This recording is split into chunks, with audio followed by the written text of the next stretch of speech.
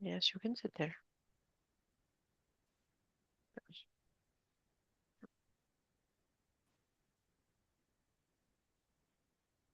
My parents are going to be watching, Oh, well, that's nice. and some other family members as well, friends.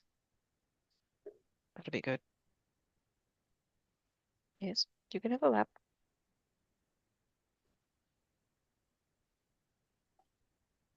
There's. Just refreshing and refreshing.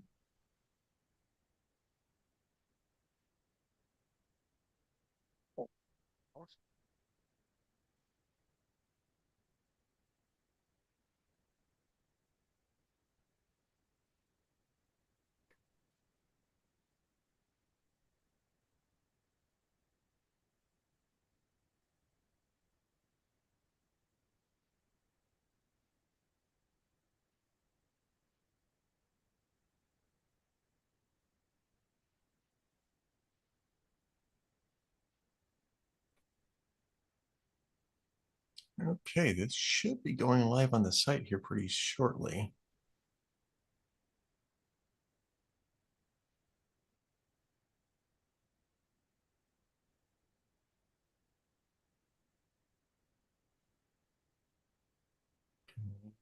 Got that.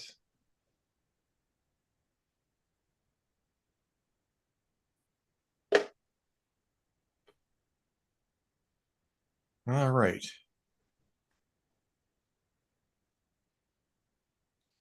Let me tweet this out on X.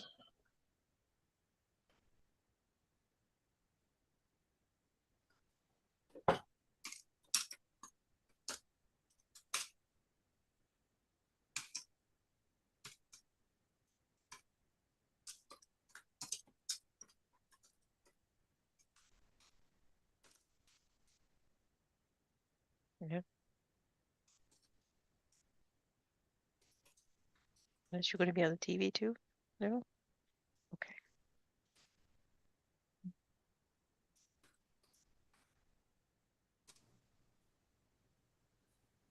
It's be helpful if I spelled colleague correctly. There we go.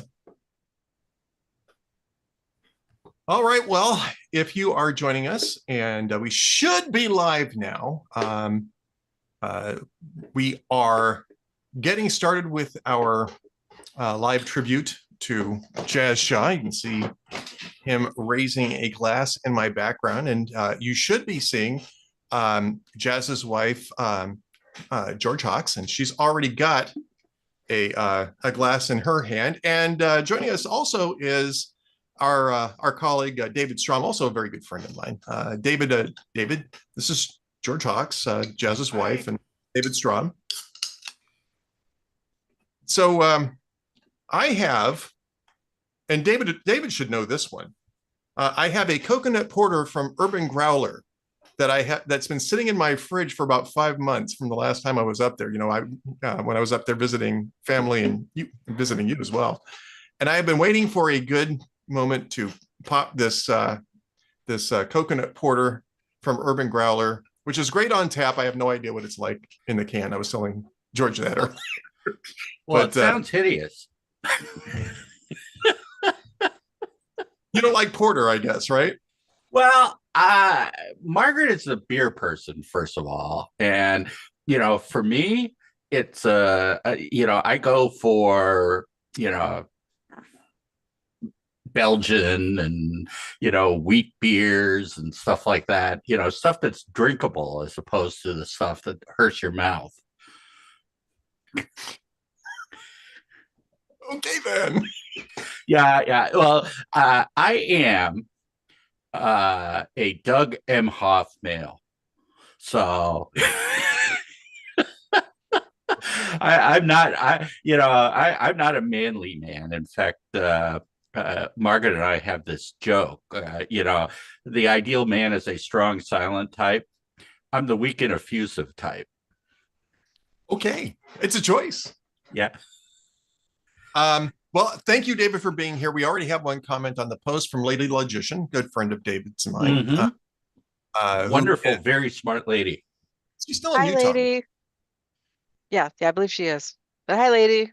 Nice to see you again. She says, hi, George, David, and Ed. And it's great to have Lady with us today. And it's great to have George with us. And George, I don't want to put too much on you because,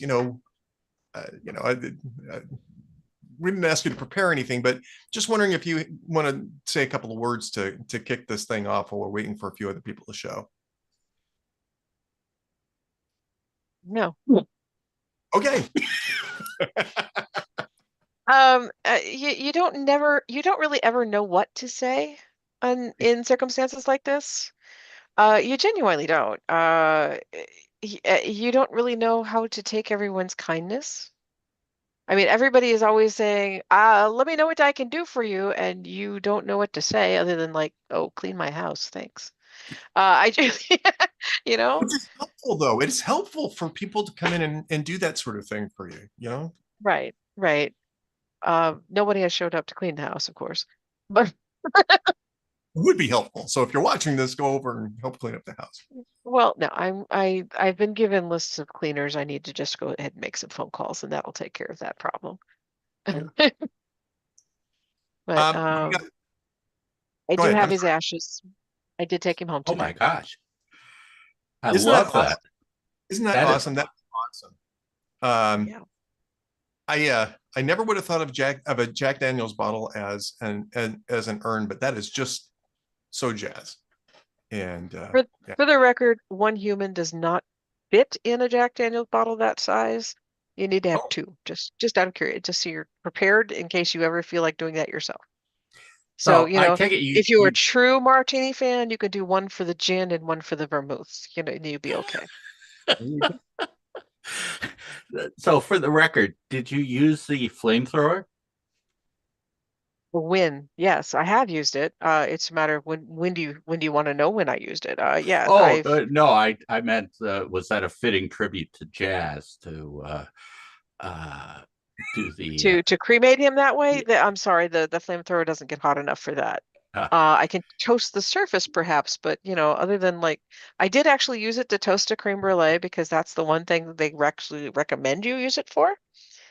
When you're signing all the waivers and stuff.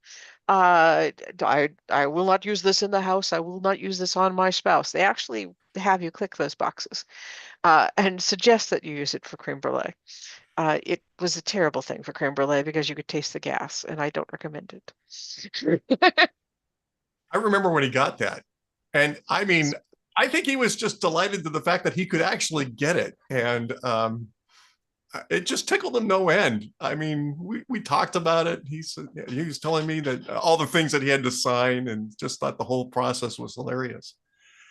We are getting more comments. By the way, Lady Logician says, George, trust me, I understand. I love the urn. It's perfect. So there you Yes. Big Tex One says, my heart goes out to all of you, especially George. I will miss jazz. I'm not joking, says, thank you, Hot Air, for doing this today. Well, we're pretty happy about doing it, Mark Vandenberg says, again, thanks for doing this and all the best to you, George. And so we're going to continue to watch the comments as we go along. And talk about our memories of jazz and focus on good times. They were all good times, really. And if anybody has questions, feel free to ask. Yes. Absolutely. Yeah. So again, we're watching the comments for that. I'm really just watching the comments on Hot Air. I can kind of maybe keep a peek over at the YouTube channel, but I want to keep my eyes focused on the Hot Air thing. And we're going to be joined hopefully by a few other people from the Town Hall Media Group. We sent the invitation around yesterday, and it looks like we're going to get John Sexton coming in here next. Our colleague at Hot Air is going to be joining us. The problem with people at Hot Air coming in here is that their boss is such an asshole, and such a harsh taskmaster. So really, they're sneaking in here. I noticed David's not contradicting me, by the way. I absolutely would not contradict you on that. Because my boss is an asshole. I don't want to make him upset. Oh, never tell the boss he's wrong. So while we're waiting, oh, there's John. Hey, Hey, can you guys John. hear me? We can hear you. We don't Yes. see him. And Cruiser's here, and he's logging in here too. I was on a thing with Cruiser. Was it the end of last week or was it earlier this week? It was with- Monday. We did a show on Monday. And I was talking about doing this, and they were like, "Oh, you got to send us the link. You got to get us involved." So it's great to have Cruiser with us here too. So we're reading the comments off of here, but I just kind of want to ask people to, give us some memories of jazz. I kind of wrote mine out in the memorial post, but I have to tell you, it was like one of the coolest friendships that I ever got, because we started off disagreeing with each other and arguing with each other, and we just kept disagreeing with each other and arguing with each other, and we just became friends by disagreeing and arguing with each other. And it was really it was pretty special. And the thing that I got out of that, and it's always been true, was consistent the entire time I knew Jazz, was just his big heart, and that was where he was coming from. I have a big, I was too much inside my big head at times. He was inside his heart, and that was one of the things that really, I think, made me love the guy. He was just that kind of a guy.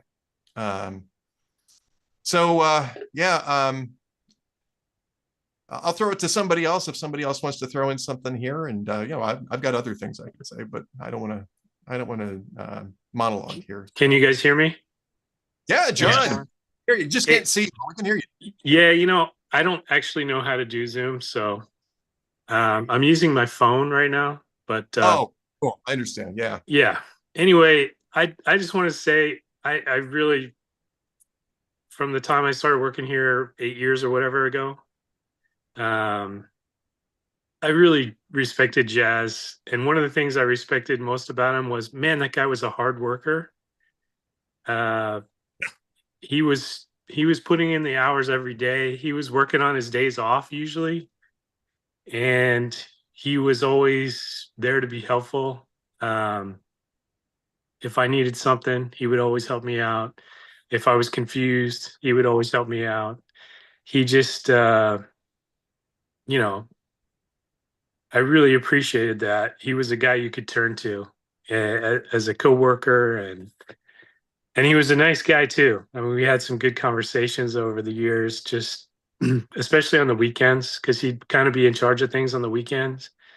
And so we just started chatting a little bit, and I just, got to enjoy his company, but yeah, I think the thing that really struck me the most was how hard Jazz was working all the time, to the point where I sometimes was worried about him. But I just, if we were short, Jazz was the first guy to go, "Oh, I'll throw in a couple more."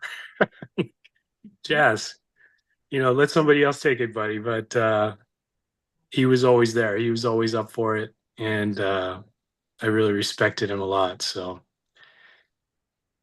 anyway, this is making me sad, but yeah, that's what I wanted to say about him. Well, I appreciate you being here, John. And we do have a couple more comments from the and I'm just going to toss these in as they pop in. These are from our VIP members, VIP Gold, VIP Platinum members who have access to the comment sections. Fairfax Mike says, "I missed all this in the election hoopla." Yeah, we did put it up there, and I put up a couple of reminders in the headlines, but there was just a fire hose of stuff that was going on over the last 2 weeks. I thought I put the link in the show post, or in the show post, but I guess I didn't. I'll find the link and I'll put it in the comment section. Find it. But yeah, we did have I wouldn't call it an obituary. It was my remembrance of Jazz. And then Mark Vandenberg's back with another thing. He says, "No questions, but nice to hear some of the personal stories about Jazz, and also good to finally see some faces behind the names. We only ever get to see Ed. No disrespect, Ed." But yeah, No respect. no respect. Oh, no. And Lady Logician also says, "That's how Jazz and I got started arguing policies. Then we did our Blog Talk radio show, which I'd forgotten about until, a day or two after he passed away, where the friendship was cemented. His natural curiosity about everything was inspiring. I was challenged keeping up with him. I love teasing him for his love of the Jets. I was telling George a Jets story from I'll tell that in a minute because I'll tell that in a minute. But Cruiser, Just so you know, welcome. my parents Yeah. are watching. My parents Oh, are well. watching. Oh, You might that's want me to lovely. leave then. Just kidding. Warning for Cruiser, apparently. Get the riffraff to go. I just texted Stephen Green too. I think he's finishing up his Florida Man Friday column right now. And so hopefully he'll be over after that. He's like, since we're not doing our thing today, he probably pushed that to the last minute. But so Jazz is so back in the early days of the whole Tea Party movement when we all started going to conferences all the time, when it seemed like that was going to be our lives forever. You know, that's how we all met in person. That was just, and it was fun. You were hanging out all the time, and these people became your social circle. And it really did feel like we were going to a conference every week for a while, even though we weren't. It was just, and you would meet people, and it was like there was CPAC, and then there were all these little mini CPACs throughout the year, not the awful ones that you and I actually, not the ones that were actually called, but the other conferences all. Although I did meet both John and Ed at one of those god-awful regional CPACs for the first time in person. So that was worth it. But you see, these people became, you know, your support system back at the time, because a lot of us lived in places where there weren't a lot of like-minded people. I was in California, at Minnesota. John was in California. And it just, and so it seemed like you were growing close to people. Now, I didn't have the closeness that you had with them, obviously. Stephen Green had a much more close relationship with Jazz, but Jazz feels like one of these guys that I've known for 25 or 30 years, not 12 or 14. He just always, it always felt like that. He was a great guy. I remember I enjoyed him more than almost anyone else when we were doing those Zoom happy hours at the beginning of the pandemic.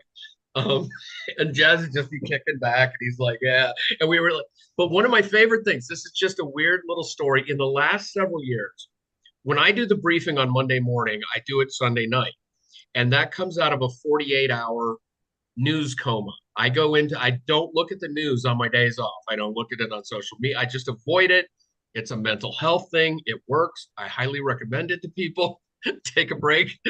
And when I'd come back on Sunday night and start to think, it's like, it's really, there's an ick factor to jumping into the news. And one of my favorite things on Sunday nights is John said Jazz wrote a lot on the weekend. I would sit there, and before I even looked at anything, I go, God, I hope Jazz did some UFO stuff this weekend.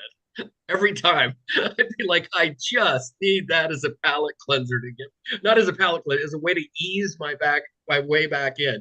And I was such a fanboy of that UFO stuff. As soon as I ever saw that he posted one, like usually when I'm doing the links for the briefing, I just like do the links, and then I'll pop in and might check one out. If it was a Jazz UFO thing, I'd stop and I'd read the whole damn thing, because I just love that stuff so much. I just think it's so important when you write about politics all the time to find something that's not political to write about, even if the government is involved. And it's just, so that was one of my favorite. It's just like a fun guy. Like I said on Monday, he was just a decent, nice guy. One of the people, because there are a lot of toxic people in this business too, but he was just a magnificent guy. I always enjoyed talking to him, you know, when we were at conferences. It was just, and it kind of made me wistful for those days when I was thinking about it last week, because when I saw the news, I'm just like, and then, and it was like, I was like, God, I wish we could start getting together more. And, you know, by the way, I have bugged the mothership about that.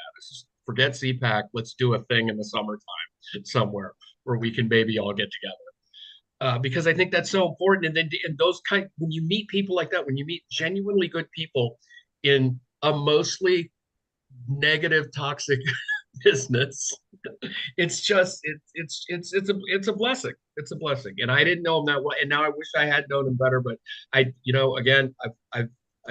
knew him for a while, and it seemed like a lot longer, because he was just like this cool guy to hang out and talk to. You know, I think if you knew him, and Stephen Green is wrapping up, and he'll be here in a minute. Yeah, Sorry. absolutely. No, I think if you knew him a little, you knew him well, because he was a pretty genuine guy, and it was always my. Got a couple more comments coming in. Don Kichi, who was he actually commented on one of the headlines saying he wasn't sure he was going to be able to make it, but to send his regards. Well, he's here. So, and he's got his dirty martini and he is toasting. By the way, Cruiser, you'll appreciate this. Yeah. I never day drink. I hardly drink, but I do have my coconut porter from Urban Growler in St. Paul, Minnesota. This is a Oh, a can boy. that I brought back with me 5 months Okay. ago, and it's pretty awesome. Just tell you Yeah, that right whenever we're drinking on 5 o'clock somewhere, Ed's always like, "Well, I get water. I got to go record something."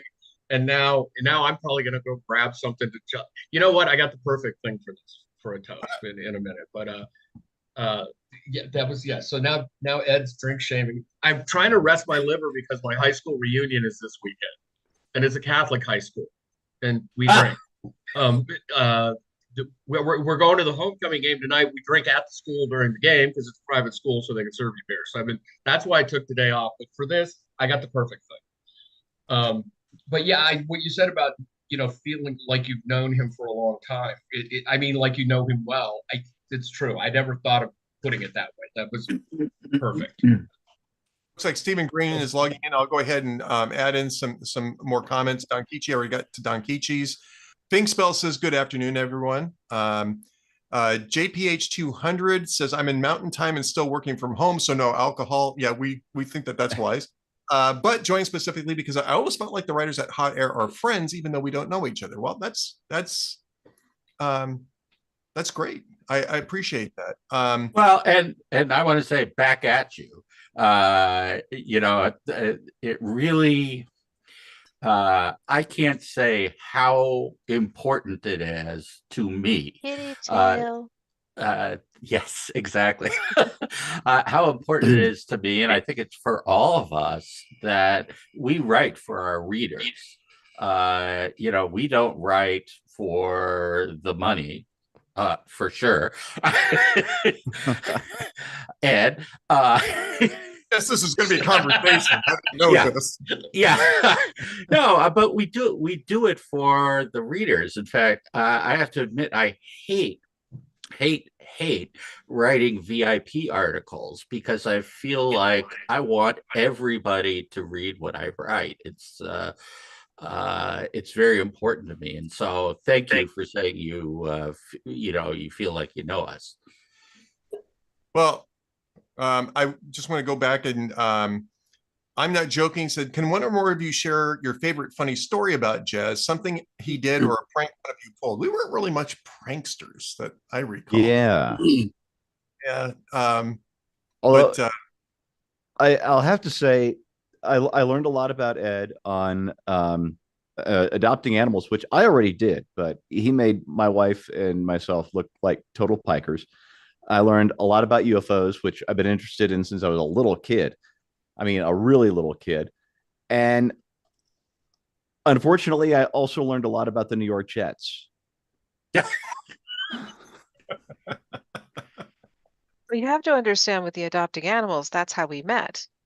Oh, I didn't know that. I volunteered at the Herkimer County Humane Society for a year, cleaning cages every day, 7 days a week. Yes. Wow. And after a year of doing that, I was a little burned out and I looked around my tiny apartment. I had 6 cats, 2 dogs, and a sweetheart, all of which had their shots, all of which were befixed. And since she needed a license to keep a dog, I married him. Well, that's beautiful. Proud. And I'll tell you, we had conversations about those guys and this is early on in our relationship. I'm not even sure he was writing at Hot Air well, he wouldn't have been writing at Hot Air at the time because I wasn't at Hot Air at the time either. And actually, Mark Vandenberg wanted an explanation of how Hot Air came along when Jazz was there.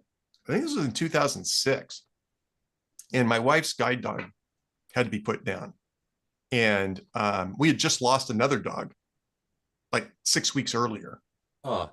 But Corey was by far and away the favorite dog I ever had, and it just broke my heart. And I talked to Jazz about it because Jazz was going through that all the time, and we talked about that from time to time, and gave We me had we adopted a lot of senior pets, and when you adopt somebody who's already old, you may only get a year and a half or so with them, and if that's the case, you try to make it the best year of their life, and Yep. when you got room at the food bowl, you try to take somebody else home.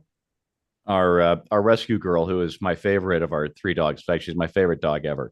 She is, after 12 years, 13, however long it's been, she's on the decline. And Melissa and I are doing our best to brace ourselves for this, but you can't really do it. no, it's just too. Well, It's tough. Ed knows when I first started at Hot Air in the first couple 3 weeks, my parent of who we had for 22 years passed away, and it was a shock. And I was just, boom, I'm done for the day. I gotta go. I still cannot walk into his room. It's been 2 years. Oh, man. And we had to get something out of that room. And I asked my wife to do it because it just rips your heart out. To answer Mark's question, Hot Air started in 2006, but I wasn't part of Hot Air at the time. Michelle Malkin launched it in October of 2006, if I recall correctly. Alla Pundit was Something like that. one of the original contributors. Brian Preston was there. A couple other people were part of that. I came in early 2008, March of 2008, and I passed to Salem Communications it was February of 2010.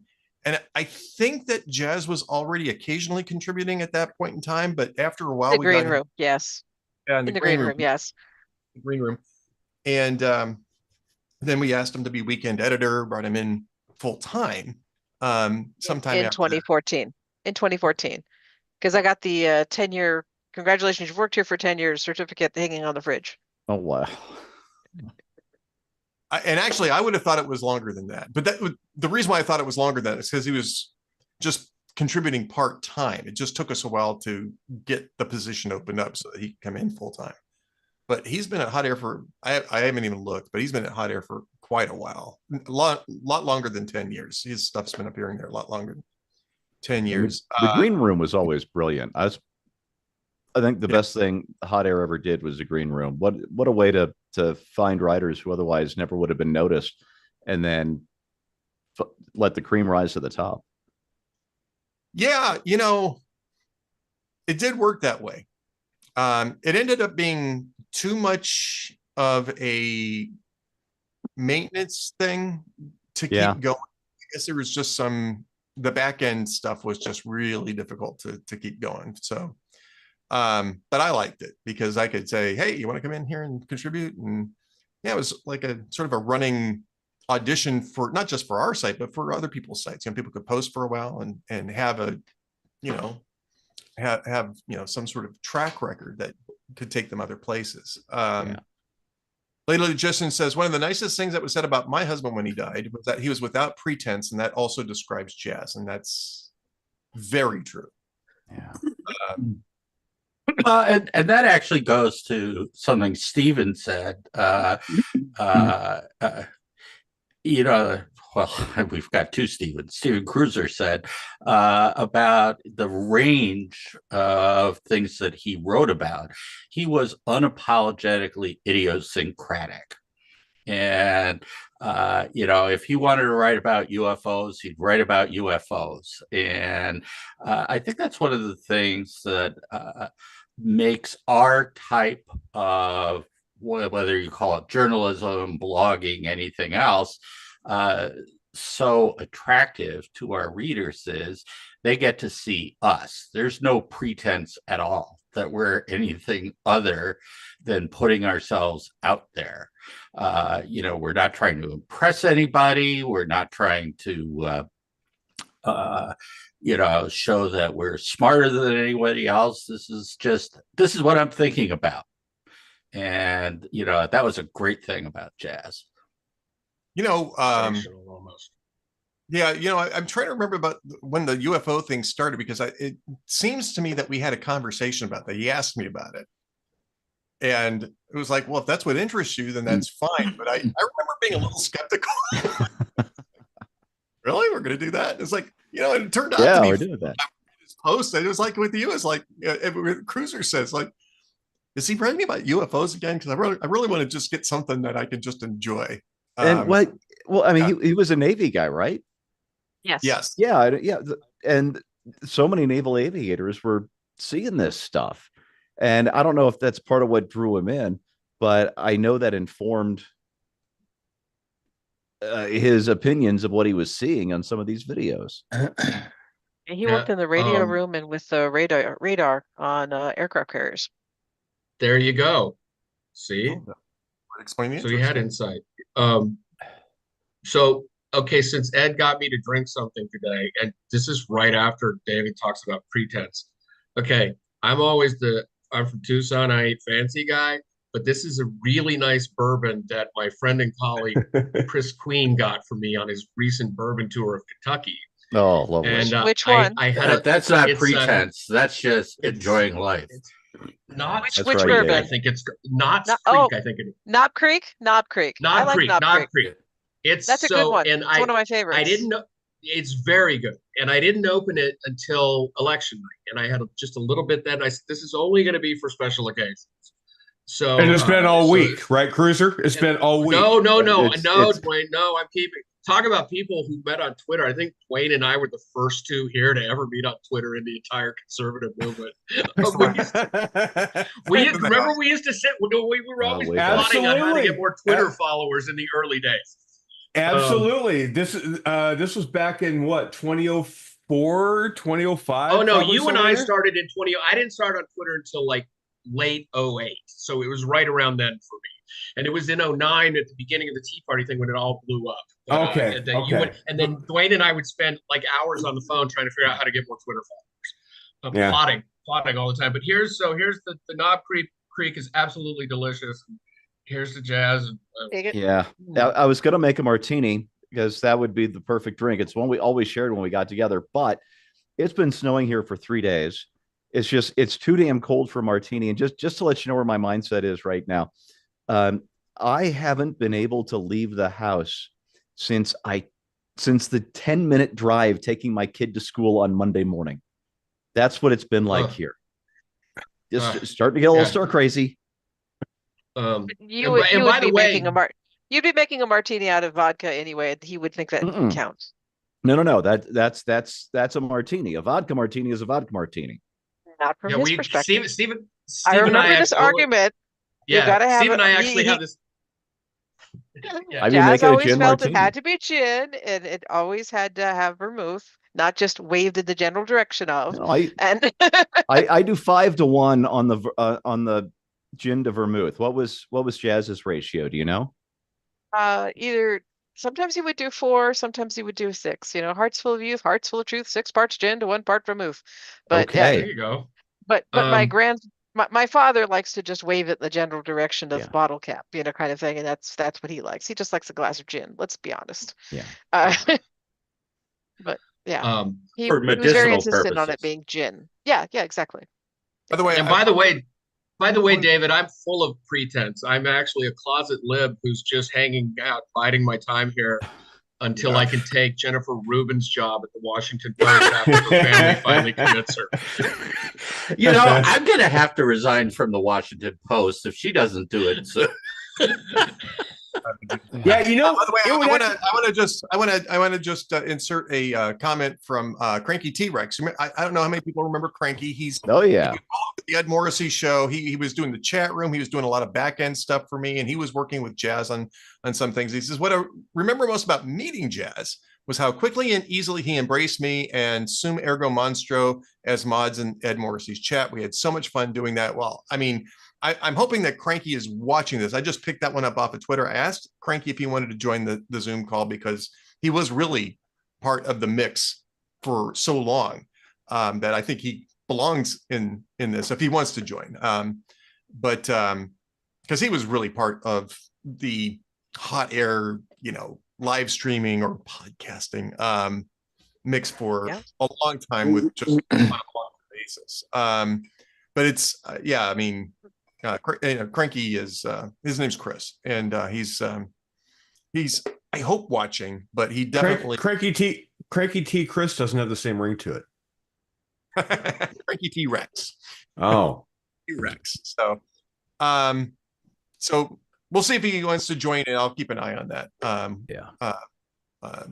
So I'm sorry, I was late to the party. I'm literally squeezing this in between a nap and a coma. This weekend. I feel your pain. Yeah. So what's the over under on how far after the election? Because everybody was overjoyed at the election. Everybody was just gaga over how good it was. How long before the first column, if Jazz could have been here, how long before the first column where Jazz would have said, yeah, that was great, but and said, here's how the Republicans can screw this up down the road. Tuesday night, I think. Yeah, it would have been Tuesday night, right? Wednesday. Okay. All right. But early Wednesday. And he would have really loved that night. And then he would have been back to work the next day, taking a look at it, very practically speaking. And yeah. Fun. Yeah. He was just grounded in that way. It's like, yeah, that's great. Okay, now that's over with. What's next? But I think George could tell us this a little bit more than probably the rest of us could. But I think he would have really enjoyed that night and then just said, okay, now it's time to get back to work. To a certain extent, you have to realize I am the liberal in the room, and I'm probably the wrong person to talk about it. That the fact that, yeah, personally, I am happy he didn't get a chance to vote. Damn. That's harsh. Yeah, Hey, well, they're both practical. You probably would have enjoyed being a fly on the wall for some of the arguments that we did indeed have, because I am definitely the liberal in the room, and I do know that he would take my name in vain in some of the articles. Even my Democrat wife, I believe he would say. Yes. So yeah. He definitely probably would be having a good rant about tariffs right now and what the state of the economy actually is. Yeah. Yeah.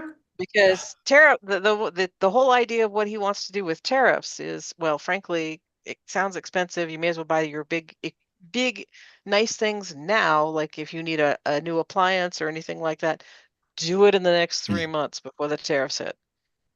Yeah, I could see him writing that. Yep. All right, so we got somebody says, you guys still ever Opa says, you guys still ever talk to Michelle Malkin? No, she's off on doing her own projects. I haven't talked to her in a few years, not because there's anything, there's no animosity with Michelle Malkin. Oh, it's just there's no animosity. She's very private. Yeah. Yeah. We used to see her a lot at the events. It was wonderful. You'd catch up, have breakfast or something, but I rarely had. I mean, I didn't work for her like Ed did, but I rarely had contact with her outside of. I got the sense. I got the sense from Michelle that at the time she was, making the transition and of away from hot air and she was kind of pulling out. There were all sorts of threats made against her kids, and there was all sorts of weirdness going on, and she's like, I got kids to raise. I'm gonna pull back and I'm gonna be a mom for a while. They don't need any of this nonsense. And I think that's why she kind of unplugged. I don't think her political heart changed at all. I just think she's like, this ain't worth putting my kids priorities. Yeah. That's the impression I got. And Salem Media made her rather comfortable with 2 purchases. So, oh yeah. Yeah. She threw a couple of Yahtzees on her first roll there. Yep. By the way, Cam is joining us. Cam Edwards from BearingArms.com, and everybody duck. I would have been here earlier, but a federal judge decided to drop a 168-page decision at like 4:00 this afternoon. So Friday news. Oh, I thought you were out with Adam Kinzinger. That Thankfully, it was a good decision, and mostly good decision. So the Illinois the Sullivan's ban and magazine ban unconstitutional, according to the judge. So, In what jurisdiction? so this will go up to the Seventh Circuit Court of Appeals. Like I said, it's the state of Illinois. So, but he stayed the decision for 30 days, so it's actually got to stay in force, which kind of sucks, but better than nothing. Well, at least it's the decision went the right way. So yeah. So Has yeah, we're all Has everybody seen all the videos of all the people out there with the copium having to deal, making all the Oh, little yeah. TikTok videos? Did you see Cam, did you see the one? I don't know who she is, but she's looks like an elderly or middle-aged, 60-ish, who knows how old, but she's like, I'm here to tell you that if I see a white person, and it has to be a white person, yeah, I saw this one.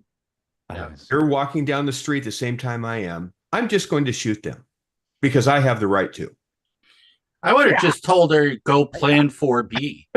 I don't think that's how that works. Yeah, see, I don't think that's how that works either. I'm confused. I thought it was young black men and young Latino men who were the white devil now. I guess I've been reading the narrative wrong the last few days. Yeah, I wonder what state she lives in and if we should red flag her. You know, I don't know that she's actually a gun owner, but that seems like she's a danger to herself and others.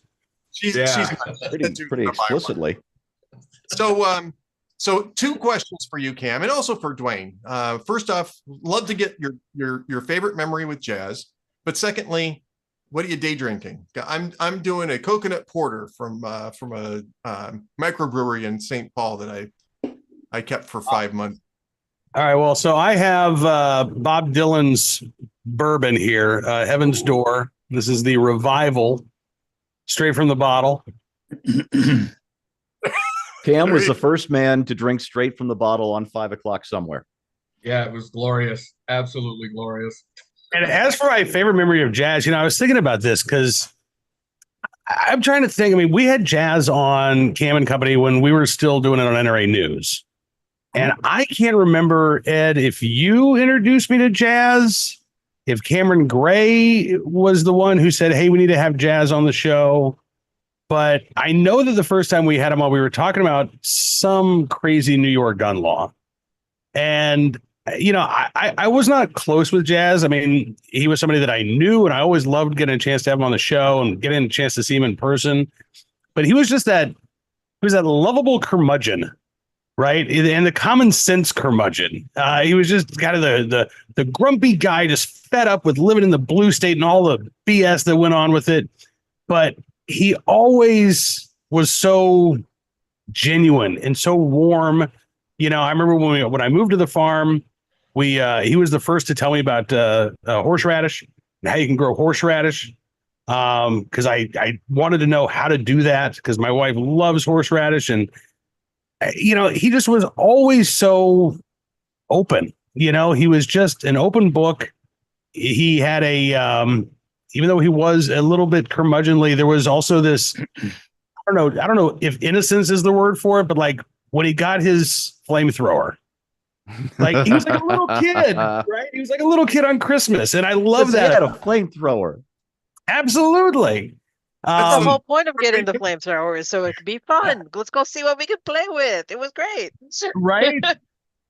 So I just, I don't have any one specific memory of jazz. I just know that he was such a good man, and he was always so much fun to talk to and so much fun to be around. Now there's not one particular memory that stands out because they're all good memories. Yeah. So he did enjoy talking to you, Cam. He did enjoy talking to you, Cam. I love talking to him. He was just great. And I am so sorry, George, for your loss. Thank you.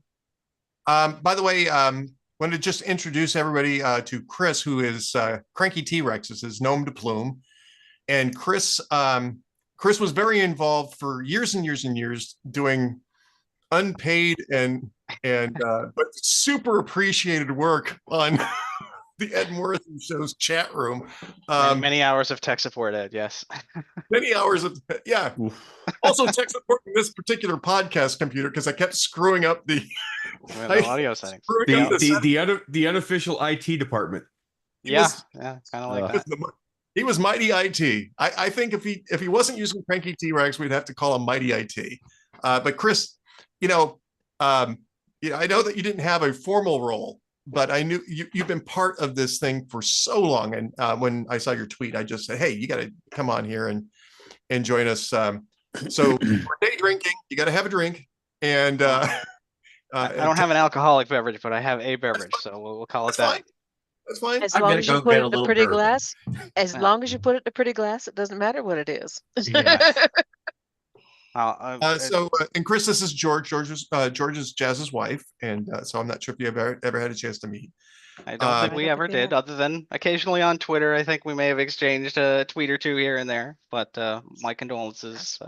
Thank you. I was actually sitting in Epcot in Disney World when I saw your tweet come across, and I was like, I looked up to my wife and I said, "Oh, a friend of mine just died," and she said, "Who?" And I was like, "Jazz Shaw. He was this guy that we spent hours and hours and hours with in the Ed Morrissey chat room because I had told her about it.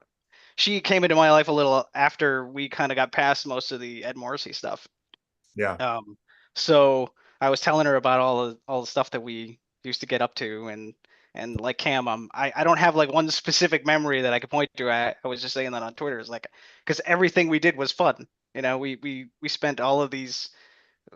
We used to do what the Ed Morrissey show was every day, 5 days a week for an hour and a half, 2 hours, and we would sit in the chat and we would be banning the schmucks that would come in, and we would play trivia, and we had the little chat bot that Monster and I put together, and he helped us with that, come up with some of the responses we put in that. And then he was actually the one that basically bullied me to get on Twitter in the first place. So every time my Twitter anniversary comes up, I'm like, yep, you can thank Jazz Shaw for having to listen to me, guys.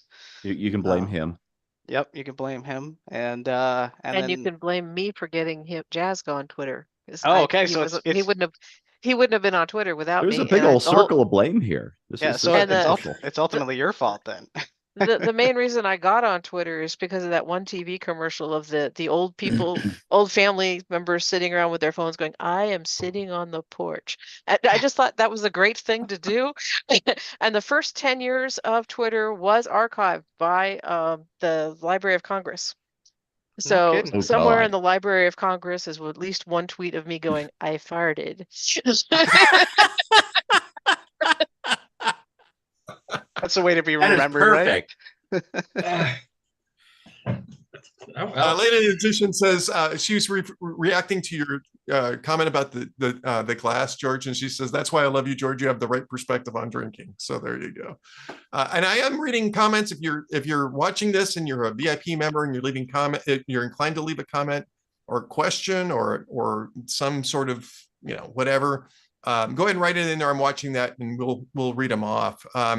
Dwayne,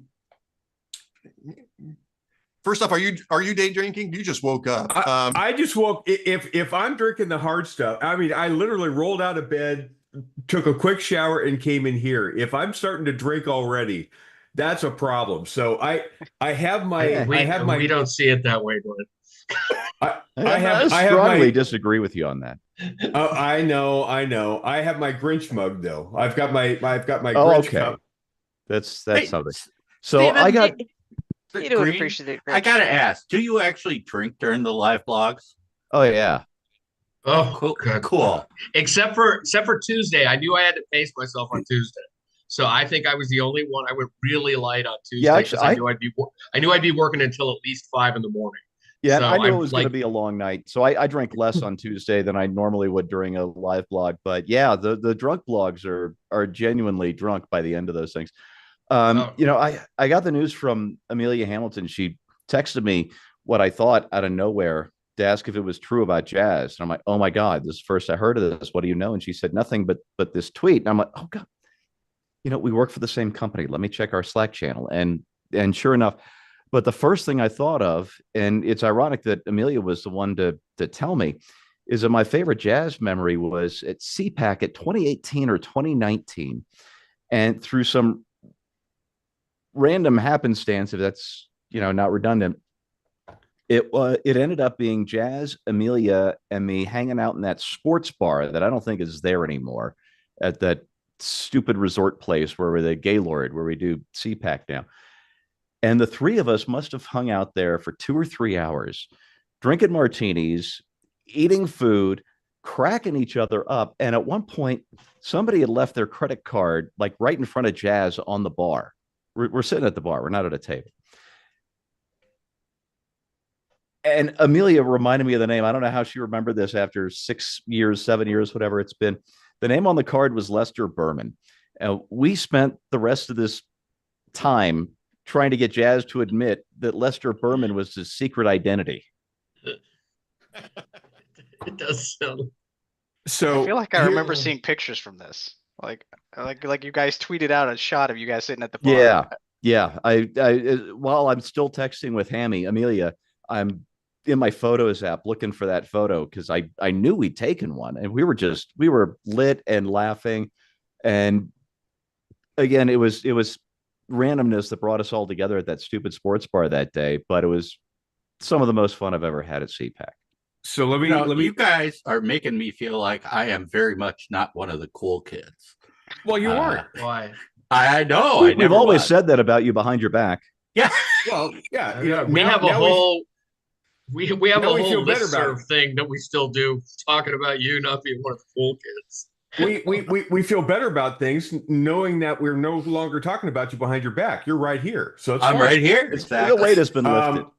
Let me do my quick jazz story, and then I seriously I gotta duck out, and I got a bunch of other things I got to do. And George, again, my condolences. Jazz and I had kind of a fairly unique relationship. I for years doing Ed Morrissey's show, he was always the kind of the butt of the joke. He was always my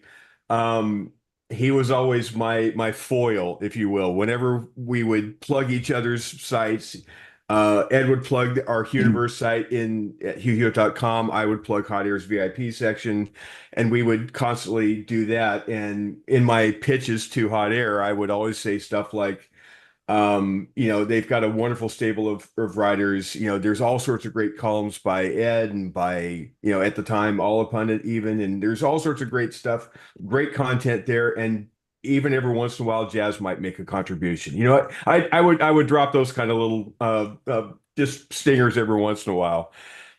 And then we got to the 2008 convention, McCain's debacle in the Twin Cities. And when we came to town, everybody's scrambling, trying to find a place to stay to deal with the convention. And Ed graciously opened up his house to me. And this is, after years of doing the Ed Morrissey show and doing this Friday bit. And so I show up, and then right at the last minute, I think he said, "Oh, you know what? Jazz is going to stay with us too." And I went, "Uh-oh." I've never actually cleared with Jazz the fact that I'm making him the butt of the joke all these years. And I'm thinking, okay, how's it? Oh, he's fine. He's fine. He's fine. And, he's going to be totally fine with it. So we show up together, and we shake hands and meet, and all the pleasantries. And yeah, it's just shtick, and all that's fine. And then Ed and Marcia go off to bed, and we're about ready to separate. And so it's just the two of us in Ed's living room in the Twin Cities. I remember this real well. And we when he start kicked your ass. well, and I'm waiting for it, right? I'm waiting for it. And never piss off a Navy guy.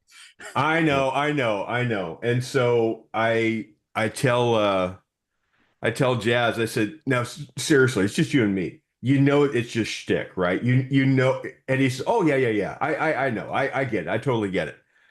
But about McCain's tax policy," or he starts, and it's like, oh, Jesus, I'm going to be here. I'm stuck. I can't get out from under this.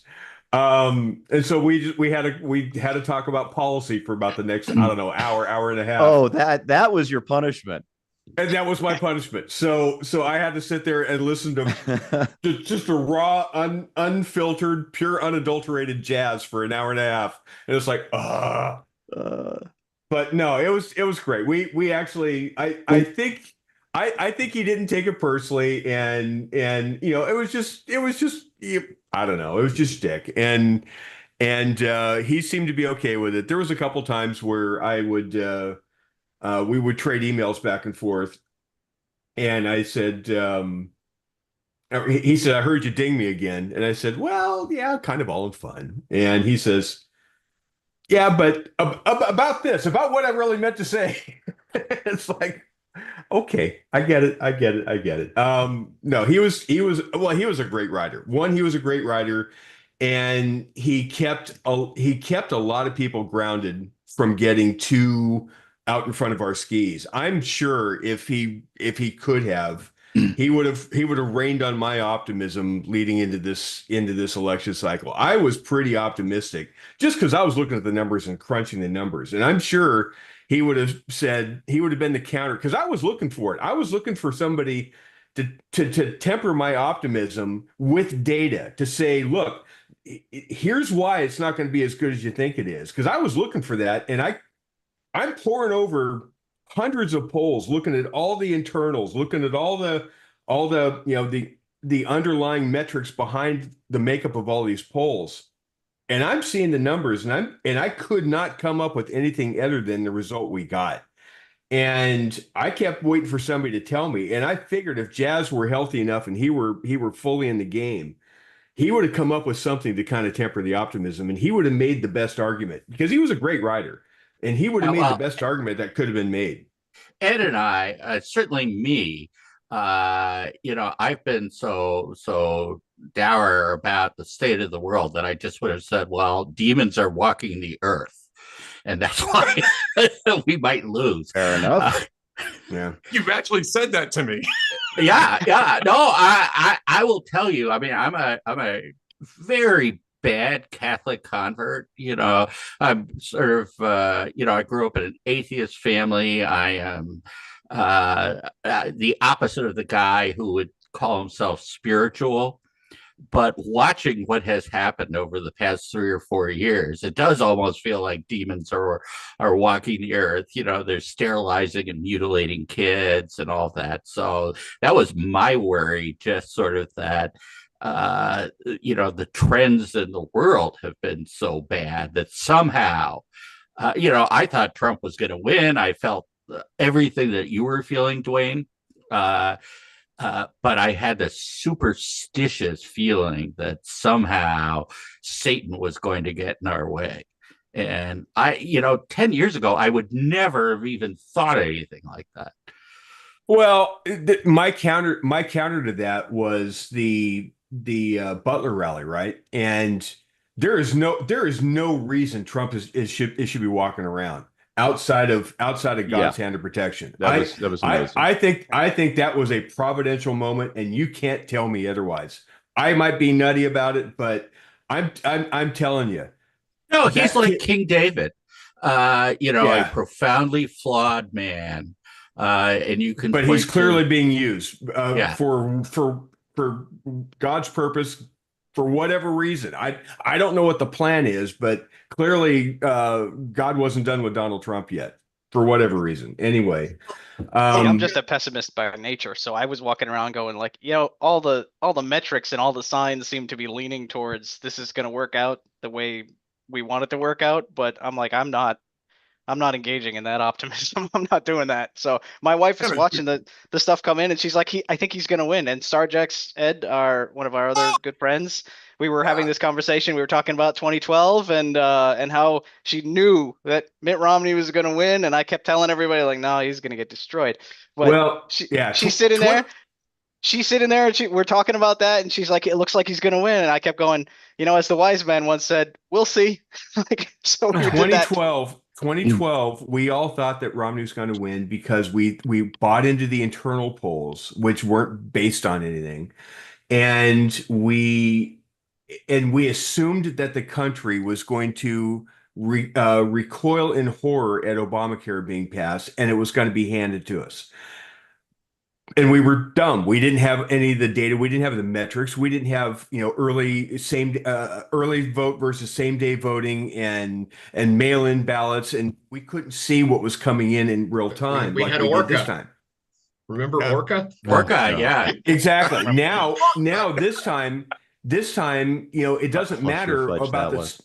It didn't matter about the spin of the pollsters and what the top line was. It was always the underlying metrics. When you saw the approval index, when you saw how many people were turning in by party ID in Arizona, Nevada, and I mean when you saw all this stuff Can we taking get back place. to talking about jazz? I was gonna say there's one person on this call that does not want to be having this conversation. Yeah, no, I get it. I Damn get it. I right. get it. Damn right. That's the talk about this. And I got it, and I'll bring it back around to him with this. So I'm reading, what was it? I think it was late yesterday. There was a story in the Hollywood Reporter talking about, well, maybe the celebrity endorsements did, backfire. That was a good article you wrote. It's an interesting article, right? And I was thinking, well, I don't think it backfired. I mean, I just don't think that they don't really have that kind of influence when it comes to voting. And I recalled when Taylor Swift was, issued the endorsements right after the debate. And I wanted to go back and find out what we'd written about it. It was Jazz that wrote about it, right? So I'm reading Jazz, and it was this great post from Jazz. Is like, I'm not saying that it's not going to have an impact. I'm not saying that she isn't great. I have a lot of respect for her. In fact, he and I probably would agreed all the way down the line about Taylor Swift. I got a lot of respect for her. She fights for herself. Right. I like her, but he was like, yeah, it was like one of those things that, what does this got to do with the price of rice in China? It was like so clear. It was so just grounded. And it was like, The problem with celebrity endorsements is they tend to be speaking to, their own bubble. Right. A lot of the times they were already Harris fans kind of thing, or that kind of thing. And there's a lot of overlap on who was doing the endorsements. I'm just, Dwayne sounds like he's disconnecting here, but Yeah, wondering what that was. that was Dwayne. It was just really common sense. And if you read that post, it was the day of that endorsement going out. He was totally right about it. 2 months later, he was completely correct about it. He had that thing nailed. And that was part of the thing that I liked about Jazz too. And I think I wrote about this a little bit in my post, which is that, occasionally I just wasn't sure if my take was really where it should be. And I would run it by him because he had really good sense about things. And, he had a heart that really kind of drilled down to the essence of matters. And so occasionally I'd say, hey, can you take a look at this? Because I'm not sure if this is going in the right direction.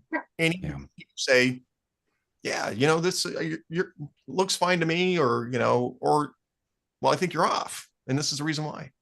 And notice how he never does that to me. It's because you were always off. Yes, exactly. Yeah, he had very, what's the word I'm looking for? His ability to see through the bullshit was pretty much unmatched, whether it was yours, some politicians, or probably even his own. But he was also,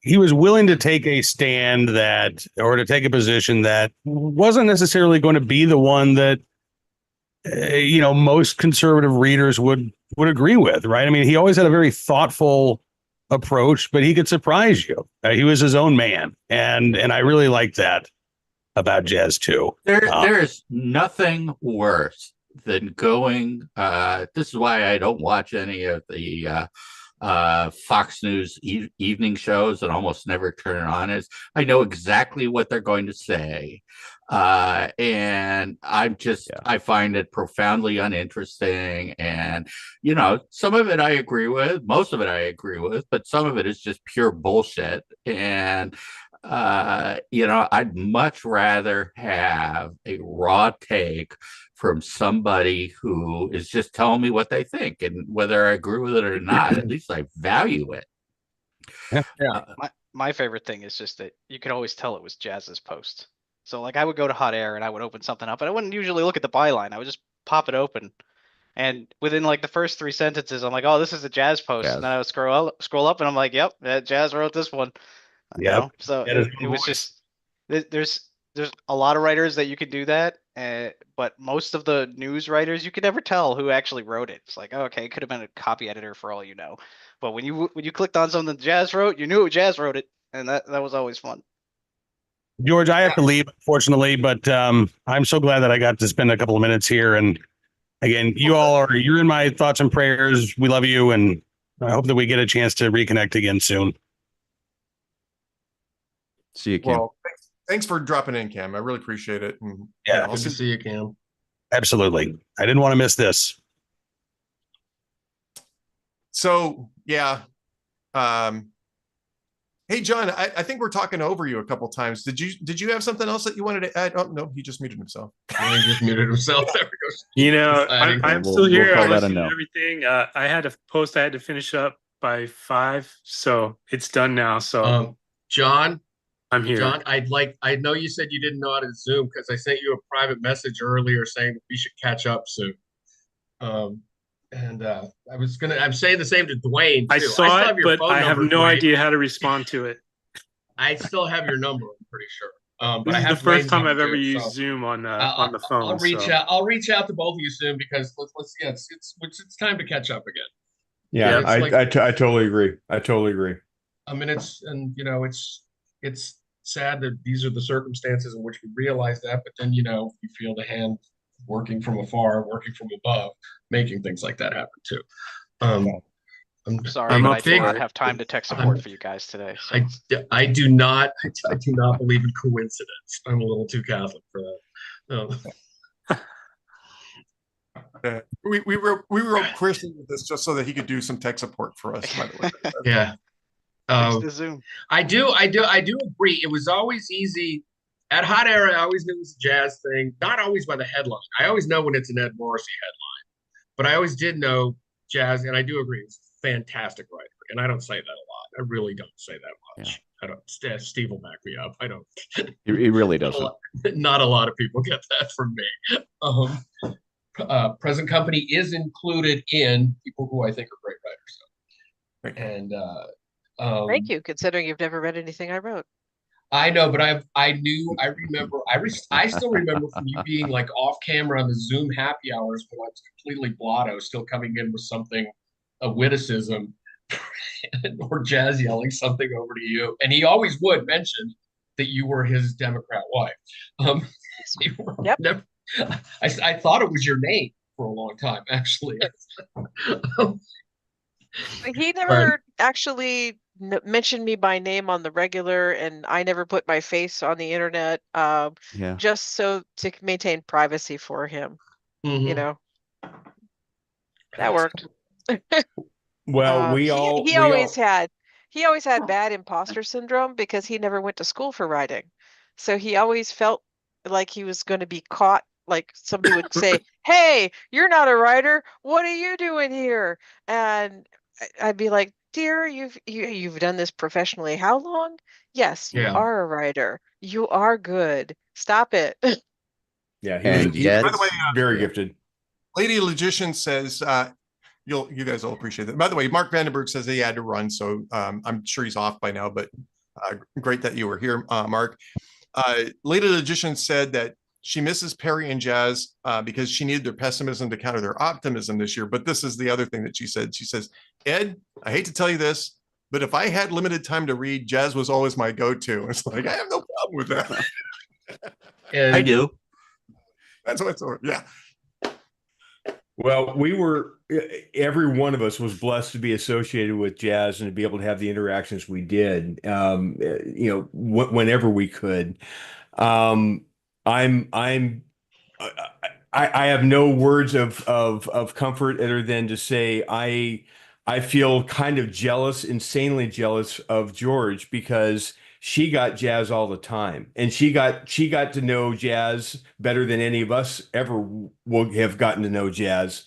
and in the pieces and exchanges and back and forth and even from afar, I wouldn't trade a moment of any of the time I had with Jazz back and forth. And I only wish I had more time being on the West Coast, him being on the East Coast. I only wish I had more time to be able to have more personal interactions. But George, you got the best of Jazz. You got it all, and I'm jealous but then again, I'm just happy that you had the relationship you did with him for as many years as you did. So We were married for 28 years. Mm. And Wow. I just a month short of knowing him for 30. Wow. well, That's the way it should You be. still know him. and yeah, you still know him. That's exactly right. That's very well said.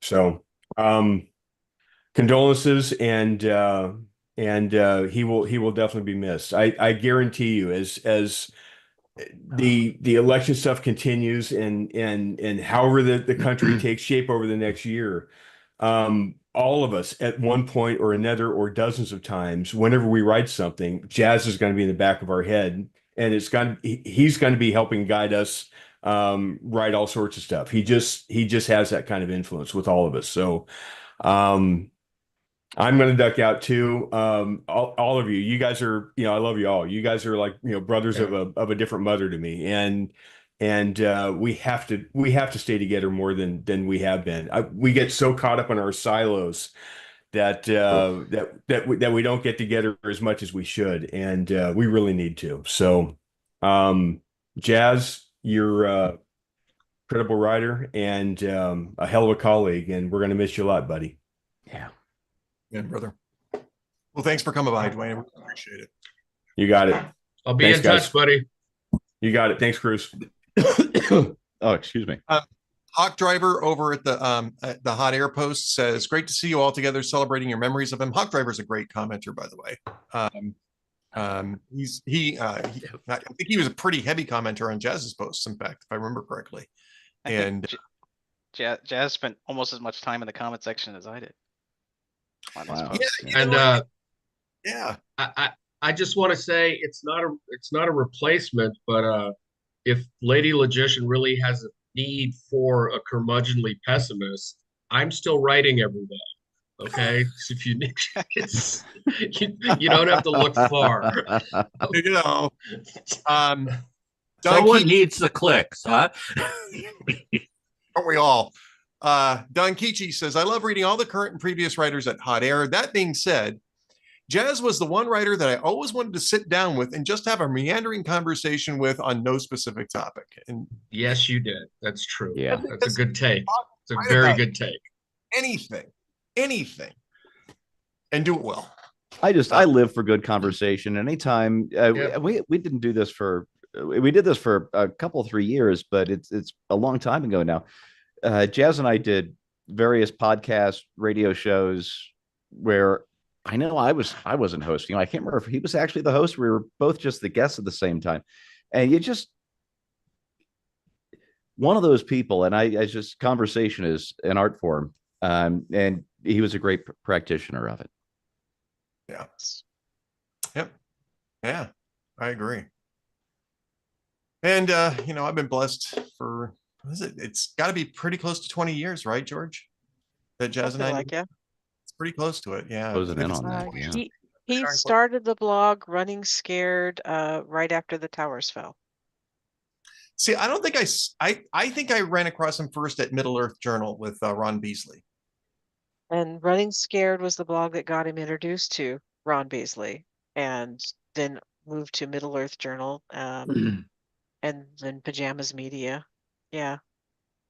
Well, and that just points to how crucial blogging was to bring up people like Jazz, people like Ed.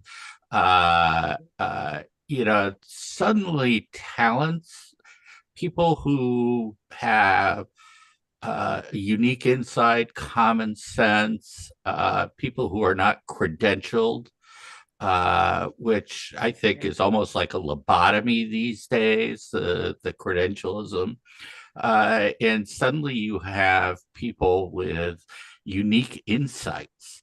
And, I mean, I don't know whether Jazz, I mean, you talked about the imposter syndrome. I think that's true of a lot of people out there who have this, sense of intimidation by the credentialed class. But actually, all the most interesting people are the people who've come from outside the system. And the blogging explosion from the first decade of the 21st century, I think, led to a revolution. You look right around 2000, 2001, like most of us started then. And we were all blogging into the void. None of us had audiences. Oh, yeah. None of us were doing it for money. None of us, and it was just, and we all came from different parts. There wasn't even a country, hope of money. Disparate, I mean, the one commonality at the time probably would have been Blogspot for most of us. That would have been the one thing. And then WordPress. it all started to convert, or WordPress. Yeah. And then we all came from all these different places with no audiences. We started picking up audiences. By the time I knew of Ed, he already had an audience. In fact, on my old solo blog, the biggest traffic day ever was when Ed linked to me after that god-awful CPAC. When you linked to me on Hot Air. But it was just wonderful how everybody came together, and that we all seemed to, I know the technology was just getting good for us then too, but we all seemed to start like right around at that same time. And you think about it, it's kind of magical. The way we were able to find each other through, well, it was Twitter that really started to bring a lot of us together. But it was just wonderful that so many like-minded people came from so many different parts of the country after starting on these solo journeys. It was just amazing, and I'm grateful for having gotten to meet every one of you. Jazz, again, one of the Twitter is where I got to know Jazz outside of just reading his stuff on I think I remember him from Running Scared. I think Glenn found him and Instapundit at Running Scared, and that's when I first became aware of him. But then we really got to know each other when Twitter took off, because I think that's how half of us did it. 3/4. That was our town square for the conservative movement starting in 2009. We were the ones who freaking made Twitter. That's what made it so unconscionable what they did in 2020. Okay, we were the celebs weren't doing anything. The left wasn't doing anything. It was we were going around, all of us from that. We all met each other. We would all go to the conferences, and we were talking to people about social media and grassroots activism on social media. That's where I was getting paid to do speeches on how to sign up for Twitter. And Don't forget that blogs and social media wasn't where it was at. It was faxes is where it was at. Long story. Oh, Sexton knows. He's smiling right now. That was Fax blast. Man, I don't even remember that one. You weren't at that one. I'll tell you later. That was where I met Breitbart. I really wish Jazz had been there. I really wish Jazz had been there too. But there was that whole Old West feeling to it when we all started to get together, and it was. I mean, we were getting our asses kicked by the Obama era, but that is what saved what little bit of sanity we had, was that getting together, people like that. And again, that's when I first met Jazz. So it's like probably 12, 14 years feels like 20, because there was familiar, and he was, like Stephen said, great conversations. And that was when I first met Ed. It was when I first met Andrew Breitbart, who later hired me and gave me a job. And, just thinking about all that, going back that far, I think Jazz kind of had that thing that Breitbart had.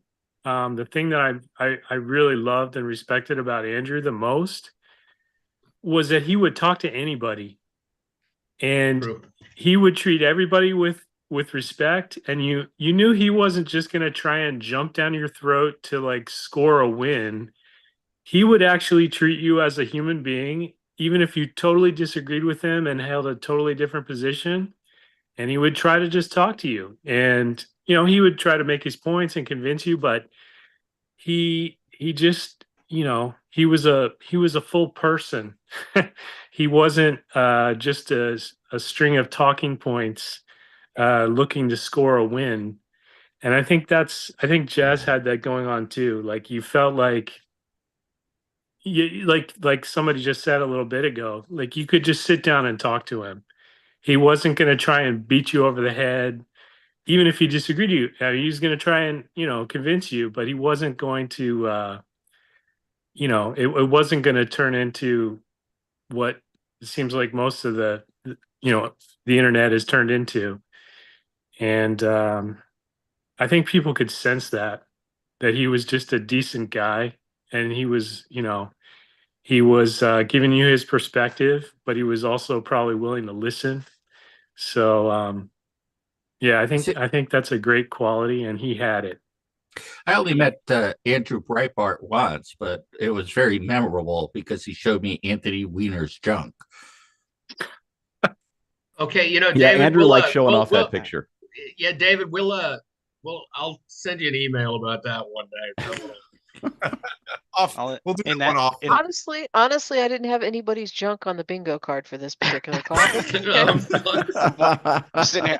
I'm like, I was at work, and then we're talking I would have about had junk. it on the bingo card. I would have had it on the bingo card, but I would have gone with one of the two Steves bringing it up, not Dave.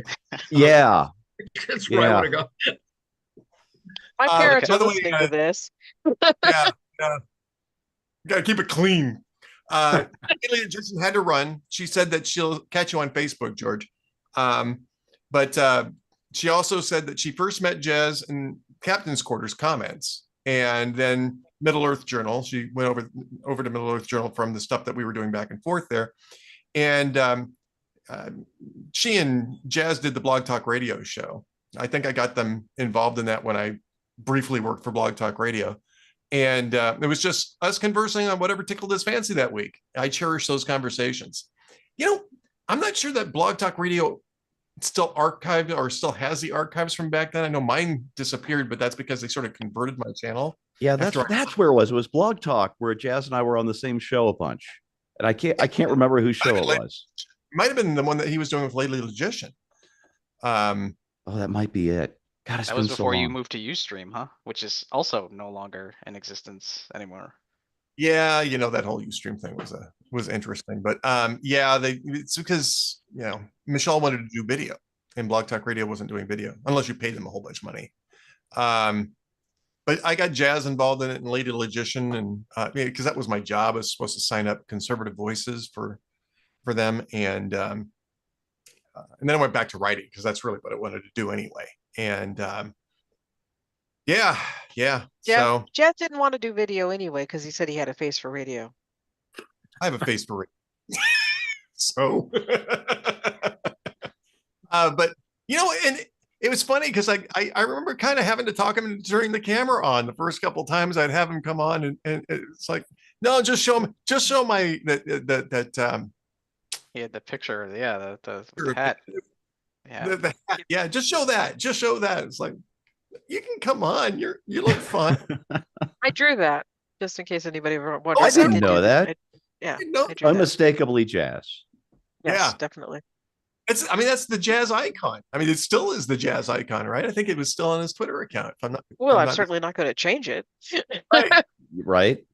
I think he's been using that since as long as I've known him, and I wandered in 2008 into your chat room. I think it was. Yeah.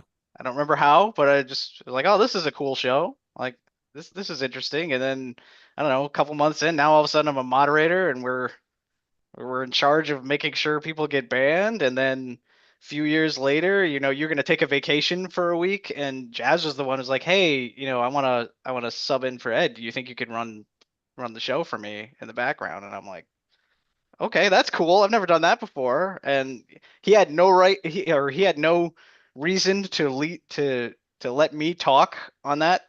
And he was actually very encouraging about like, yeah, why don't you, step in and give your 15 minutes or whatever we're talking about. Like he had no reason to do that. I was just the guy pushing buttons. So I always appreciated the fact that I actually got to speak aloud on one of those episodes. I think though that's very much the spirit of what makes Hot Air, and to a great extent the town hall media infrastructure, PJ Media, so valuable, is that we don't care about the credentials. We don't care about the prestige of someone. Do you have something interesting to say? That's Uh, it. that really is the bottom line. What value do you bring? Well, I've And never been accused of having anything interesting to say. He just let me Well, talk. that's not true. Chris. Everybody has something interesting to say, Yeah. honestly. If you sit down and talk with anybody, even if they have the extreme opposite of your beliefs, they will have something interesting to say. You will find something in common. I guarantee it. Oh yeah. I guarantee it. Yeah, I have had so many people, whether it's on Twitter or in the comment feeds, will say something like, "Well, I'm a nobody, but here's what I think," and it's like nobody is a nobody, and that's the problem with the current world that we live in is that so many people are treated like nobodies. Well, Anthony Fauci said this, don't do your own research. It's like, I don't really care how many, degrees he has. Is what he is saying true or false? Does it make sense or not make sense? And, I think the only way to get a decent sense of the world is to aggregate from all the various points of view as much as you can. And so nobody is a nobody. That people turn themselves into the NPCs by just sort of bowing down to the people who have some sort of claim to authority. That kind of speaks to the rise of the long form podcast thing, like the Joe Rogan. Like, I'm going to sit here and I'm going to talk to you for 3 hours, and eventually I'm going to get to the heart of who you are. Yeah. New comment from Hawk Driver, who says he can't stay. We're still doing after election reviews here in our county, but hearing your comments about the credential class, and this is just what you were just saying, David, it just hits home how much you've all changed the news media landscape, even with the highbrows looking down on what you've all done, considering you internet crazies. Having our own bloggers involved in the strength and either of the legacy media holding their feet to the fire. Are you kidding? You guys continue to fight and we'll never have to bow to them again. Look what you did this election. Amazing influence. Salutes to Jazz, Karen, Andrew, and the great one, Rush. We are really indebted to you. And yeah, we should mention Karen Townsend because we never really did get a chance to say goodbye to Karen. It was just sort of. That was a shock. Yeah, it was an situation. It was a heartbreaker. But Karen Townsend was, and Jazz brought her in. That's the thing. Jazz brought Karen in. That. Yeah, he's very proud to have brought you should wear a a sweatshirt woman or something. in. It's kind of He was windy. very proud. He was very proud to have brought a woman in. Because this is a boys' club. I'm the only female here. It's good to have more women voices. He was proud of that. Jazz. Beach would be here, except that she's off today. She's off for a week because her son is on leave and they're out doing things. And she was going to try her best to jump in here at some point, but it's apparently not going to work. But I know that she would really want to express her condolences to you, George, and Jazz. So I'm sorry, John, go ahead. I think he's talking to somebody in the background. Oh, okay. Well, I actually want to talk about Jazz and his relationship to Karen, because one of the things that was really striking after the hurricane is how persistent he was and empathetic he was about Karen's situation. And, he really cared deeply. He even talked about going to Houston to find out what was happening. And it was really striking to me. It was not abstract. He was very passionate about it. And it really showed an aspect of his heart that I had not seen before. Unlike you guys, I have never met him in person. He's been someone who, was, mostly in the Twitter conversations that we all had. And I saw an aspect of Jazz that really was striking to me in his care for Karen. He was so upset when I told him what happened too. He was just so upset. And Yeah, he was. That was a heartbreaking day because I knew he was going to be upset. Because it was an upsetting thing. And And I can't that's talk only too much been about this that, summer. but I will say this, that I got to give credit to our corporate office, which basically strong-armed a couple of entities in Houston to find out what exactly happened. I mean, once we got them involved, they were pretty effective, and they were kind-hearted about it too. But yeah, that was tragic, and George is right. I mean, he was really proud of Karen. Karen was a good writer. She did great work. Yeah, she and, was. She was a little rough to start off with, and we all just pitched in and gave her a little feedback, and she picked up on it right away, and she turned into something really special. So I'm glad we have a chance to salute her as well on this, and because I miss her, and I miss Jazz. So to Karen Townsend. To Karen. Yeah. So to all of this, like, this is like, Dwayne says we should get together more, we should get together. And like, again, it's sad that it's sad. This is something that you realize when sad things happen. You'd like, okay, maybe we should cherish this a little more. We've all been talking about way back in the day. Maybe we should have cherished that a little more because it was just such that whole ridiculous flying by the seat of our pants feeling, not knowing what we were doing. And there was a lot of good there, and we didn't know that we were forming these bonds with people.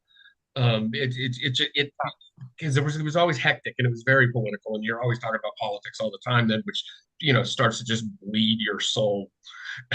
even just like I love getting paid to write and spout my political opinions. God, it's freaking draining sometimes. And that's why I love the cheerful people. Like, people always say, people talk about Jazz being a curmudgeon. You're like my encounters with him, he was never curmudgeonly. Maybe it's because I'm the other curmudgeon and we just balanced each other out. It could have been that. Maybe I don't recognize another curmudgeon. I go, oh, that guy seems cheerful compared to me. You never know. It could be, but it's just, I think it's the fact that we have all these different voices is what makes, you're right, it's what makes this entire enterprise great. It's what makes it, I'm glad was Jazz with you when Salem acquired Hot Air? Was he already with you then? He was part-time, or he was contributing. It was green. He was in the green room, right? I think he was in the green room. Okay, yeah. And I take it like, I don't remember now. The green room is kind of like the old Red State Diaries. Kind of like, although it was a little bit more formalized as basically a separate blog. It was like a sub blog, and really diaries per se. It's more like a sub. The reason we've gotten to know magnificent people like Jazz is because the Salem, the mothership, as I refer to it, it's just easier. The mothership has always been hands off and full of you do you. I remember Ed and Marcia came to LA shortly after Salem had acquired Hot Air. A bunch of us went out to dinner one night, and I was sitting next to Ed, and I said, how is it now that Salem's taken you over? And he said, they've left us alone.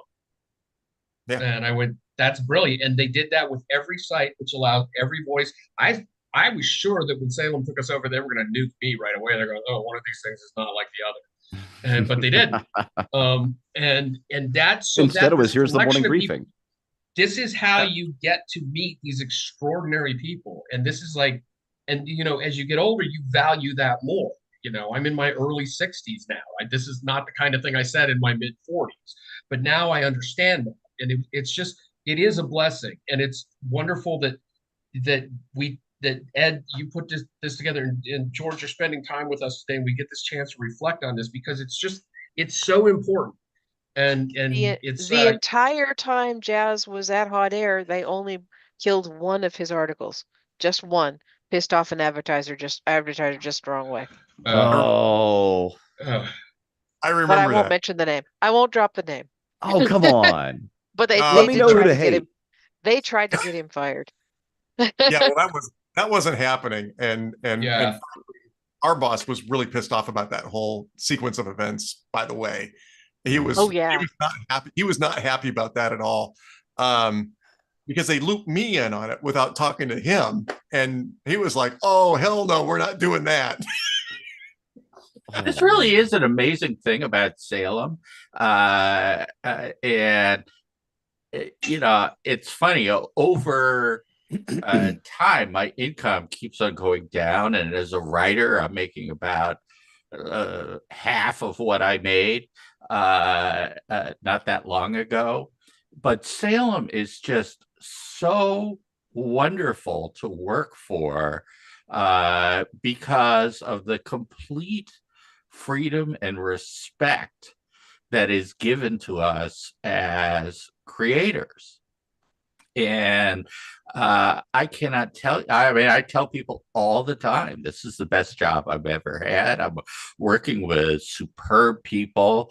I've respected Ed for 25 years. And it's just, it's also why on a hardcore political site you can write about UFOs all you want. That's what I love.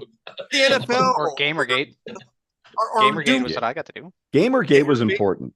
That Ed, they gave Ed carte blanche to let me write that entire saga. That was like a whole summer of me covering that. And if I had been a little less interested in my anonymity, I probably could have leveraged that into becoming a full-time commentator or what have you. But go over to Red State. Everybody there is writing under a pen name.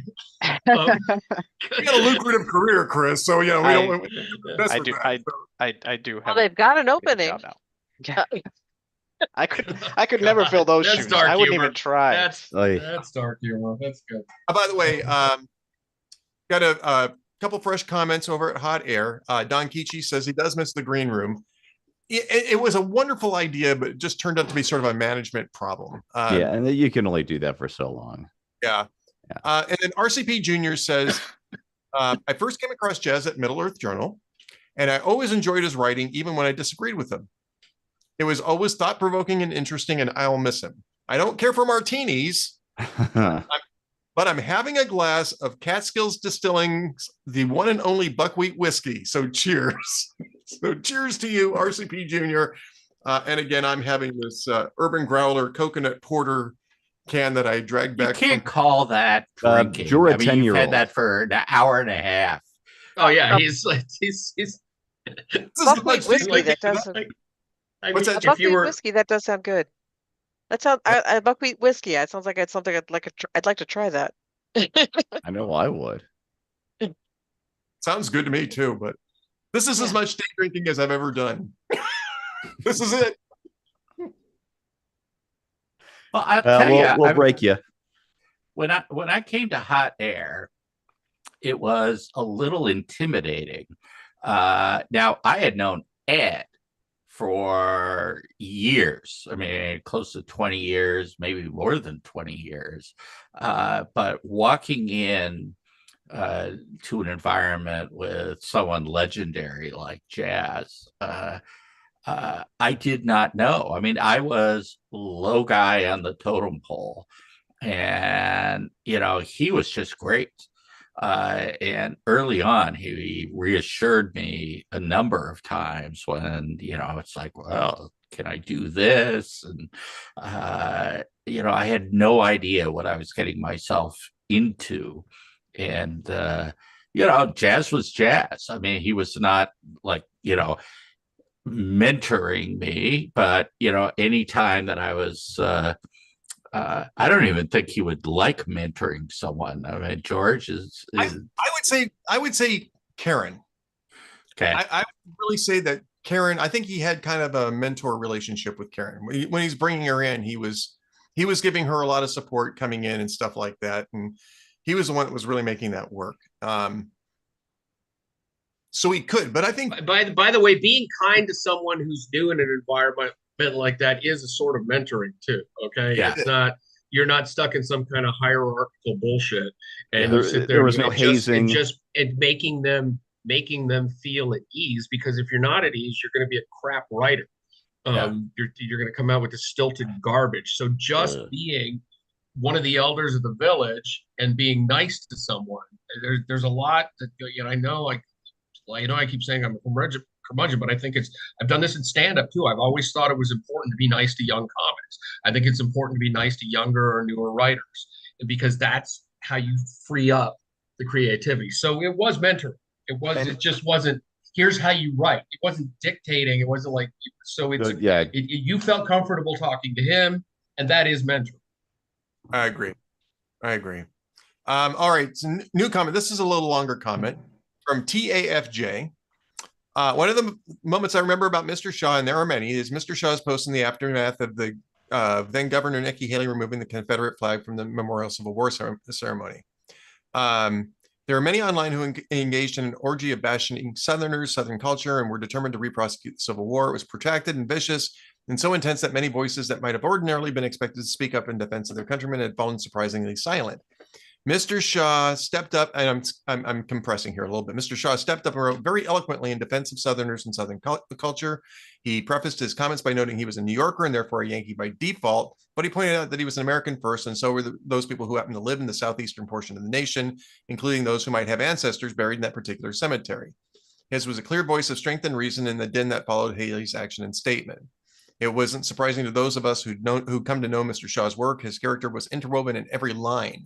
I will miss his voice very much indeed. Please accept my heartfelt condolences and very best wishes, Mrs. Shaw. So, thank you. Yeah. And this, this kind of what I was saying earlier too, is that he was so grounded that you could rely on him to find the heart of something, and even if you ended up disagreeing on what the thing to do with it was, he always had the heart. He always hit the heart of it. And forced you to consider that, right? And did it very eloquently. Yeah. Oh yeah. Whenever I find myself in disagreement with Ed, or excuse me, with Jazz, my first thought was always, where did I go wrong? I Not me. Better double check something. No, we just argued. We had fun. It would be him and me and Monster and Doug Mataconis. Going around and around and around and around. Wow, there's digging one up from the past. There's a name I haven't heard in a while. John likens Jazz to Breitbart, which in this circle is the highest praise. And you just mentioned Chris back. Okay, everybody else has these fuzzier memories of Andrew. Andrew used to argue with me all day. I'd call me up and I'd have to pull the phone away from my ear. He was screaming so loud. Oh my God. I had one of those phone calls from Andrew too. Yes. Oh, Jesus. And he wouldn't say hello. He'd just lead with the screaming. You were right into it. And so if those kinds of relationships are special too, people are so honest and raw with you. And there's also, you can take comfort in knowing that you can argue with someone like that.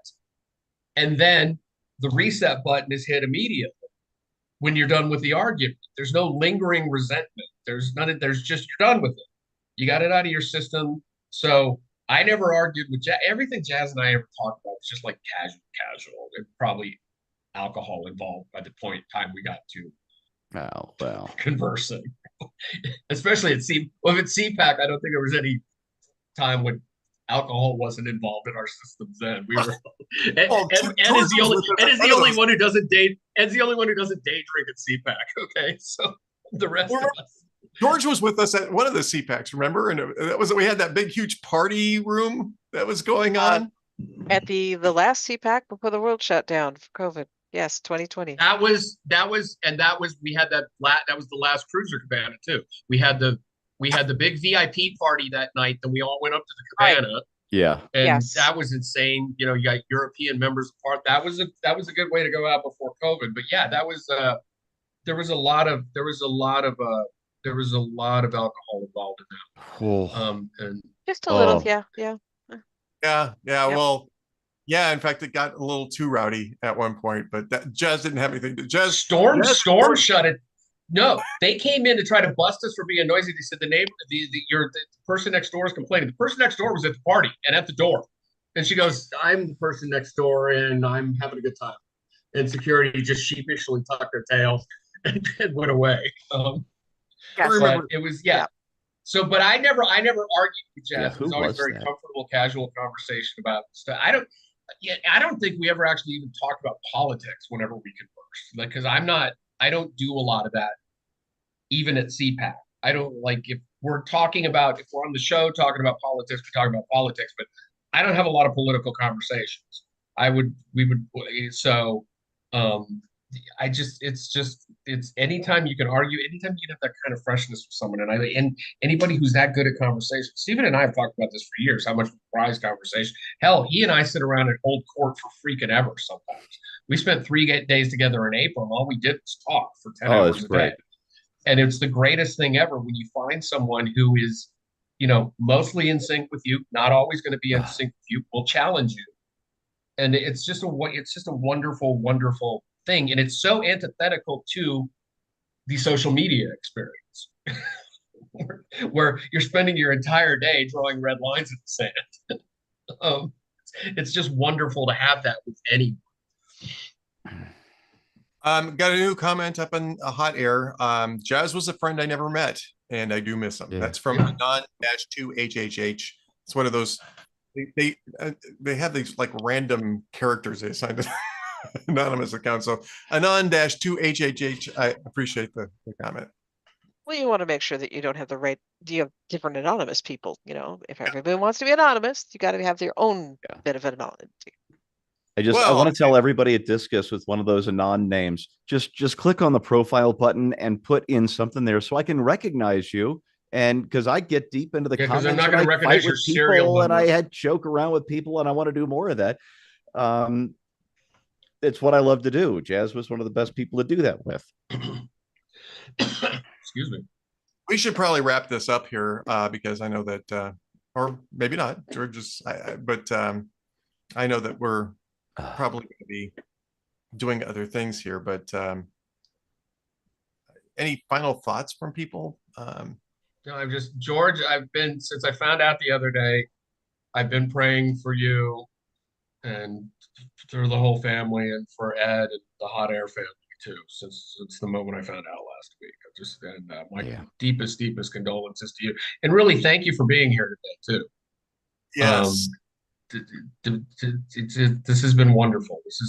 I've enjoyed hearing things about Jazz I didn't know about. Yeah. And I did, of course, it isn't easy, but I hope this has been something that has maybe made things a little lighter. In case I didn't show you earlier, I did bring him with you. Yeah. Oh, there you go. Oh my. Oh, greatest my. ever. Don't let Steven near that. Greatest my. Oh, God. Now I have a tear. That was beautiful. That was beautiful. I'm dead inside, but I had an emotion. It was the only way it could be better is if you told me that he was getting put on one of the rockets to how they dispose of ashes in space. The can't only afford that. I can't afford that. I'm sorry. Really pricey. We should start a collection then, because that's the only way it could be better. If you start a collection, I will save a couple grams, okay? Because they only do a little tiny vial. Yeah, I know, but that's the only thing I could think of that would be more appropriate for. Just wait for Elon to take it to Mars. Oh yeah. Yeah. Again, who's going to pay for that? Because Oh, I think Elon would do it. Yeah. I don't think Elon would do that just because of. I don't think he would do it just because it's Jazz and go here, have some Jazz. Jumper in the comments says, what a great way to remember you're and our friend. He was a big part of what you guys do here. He's going to continue to be a big part of what we do here. And what you do is important. I'll miss Jazz's humor and forthrightness. He seemed like he'd have fun to have a good-natured argument with over a drink. And yeah, you've got that right, because he was, and it was fun. I'm just going to wrap this up by saying we're going to miss him every damn day. I'm going to miss him every damn day. And I think I wrote something as I'm not even sure I can figure how much I'm going to miss him every damn day. He was just such a big, important part of me being here and my enjoyment of doing what I do. But he'll be here every day because he's going to be that voice in our head that tells us to take a close look, take a second look, get out of your head, talk, Follow the money. follow the money, follow the money. That's going to be, he's going to be here, and he's going to be part of this every day. And as long as we're all here, he's going to be here too, George. And I'm going to thank you again for allowing us to do this, because I don't know that we would have done this if you hadn't been supportive of the idea. Because, you know, we don't want to necessarily intrude on what you're going through. What we're going through is nothing like what you're going through. But it does really help to share this time with you and to be here with you. Thank you, because I did want to do something public, and this is what I'm counting as something public. So I know some of my coworkers are here in the audience. I know my parents have been here. Other members of my family have been watching. It's good to hear what his coworkers think of him and colleagues and stuff. It's deeply meaningful. And I enjoyed meeting several of you. Maybe I will have a chance to meet several of you in the future. I don't know. We'll see. Lord knows what the future brings. You know, I actually want to talk about, you know, put an exclamation point on what Ed said, because the first thing I thought of, and George, this is something that you should know, was just how profound the impact on Ed was. Because when we talked on the phone, I could hear it in his voice, the value that he put on his relationship with you guys. And not actually not just with Jazz, but with you too. And you know, it's one thing to have someone like Ed say condolences. It's another thing. I think it's important that you know that it really was like a meteor hitting. And you know, no one here is going through the motions. You know, there really is genuine love and a sense of loss. Yep.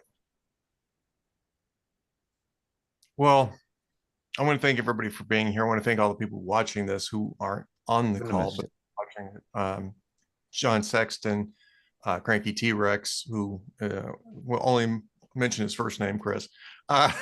Stephen Green, Vodstead, Stephen Cruiser, David Strom, and of course Dwayne was here earlier, and Cam Edwards, and everybody at Salem and Town Hall Media that's been sending messages here of support, and of course George Hawks, and you know, we'll all be carrying it with us from now on, George. So thank you very much, and we'll go ahead and close it out with that. And so thank you all, and have yourselves a good evening. Everybody.